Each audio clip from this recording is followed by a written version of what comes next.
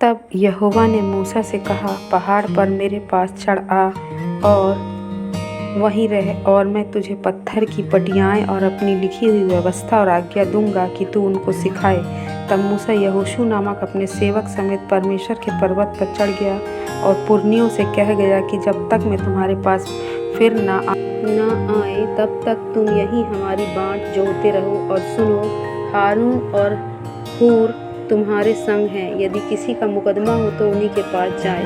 तब मूसा पर्वत पर चढ़ गया और बादल ने पर्वत को छा लिया।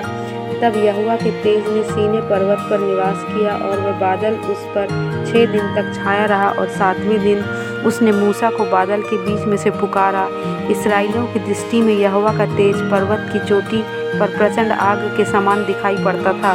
तब मूसा बादल के बीच में प्रवेश करके पर्वत पर चढ़ गया और मूसा पर्वत पर 40 दिन और 40 रात रहा। जब लोगों ने देखा कि मूसा को पर्वत से उतरने में विलंब हो रहा है, तो उन्होंने हारून से कहा कि अब हमारे लिए देवता बना जो हमारे आगे आगे चले, क्योंकि उस पुरुष मूसा को जो हमें मिस्र देश से निकाल लाया है, हम नहीं जानते कि क्या हुआ। हारून ने उनसे कहा, तुम्हारी स्त्रियों और बेटियों के कानों में सोने की जो बालियां हैं उन्हें उतारो और मेरे पास ले आओ। तब सब लोगों ने उनके कानों में की सोने की बालियों को उतारा और हारून के पास ले आए और हारून के हाथ में दे दिया और एक बछड़ा ढाल कर बनाया। और वे इस्राएली लोग उस बछड़े की पूजा उपासना करने लगे और कहने लगे, जो हमको मिस्र देश से छुड़ा लाया है यह वही देवता है। यह देखकर परमेश्वर पिता ने मूसा से कहा।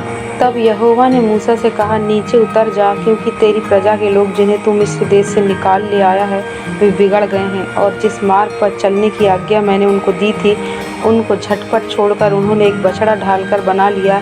फिर उसको दंडवत किया और उसके लिए बलिदान भी चढ़ाया। और जो तुम्हें मिस्र देश से छुड़ा ले आया है वह यही है।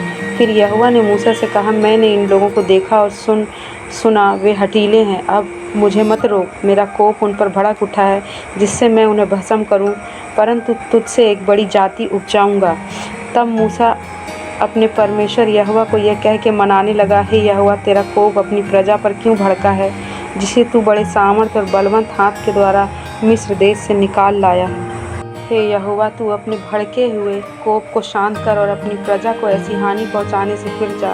अपने दास अब्राहम, इसहाक और याकूब को स्मरण कर, जिनसे तूने अपनी ही शपथ खाकर यह कहा था, मैं तुम्हारे वंश को आकाश के तारों के तुल्य बहुत करूंगा और यह सारा देश जिसकी मैंने चर्चा की है तुम्हारे वंश को दूंगा कि वे उसके अधिकारी सदैव बने रहें। तब यहोवा अपनी प्रजा की हानि करने से जो उसने कहा था पछताया। की ताकत होती है कि जैसे मूसा ने प्रार्थना किया परमेश्वर ने सुना और उनकी हानि करने से पछताया, वैसे परमेश्वर हमारी प्रार्थनाओं को सुनते हैं।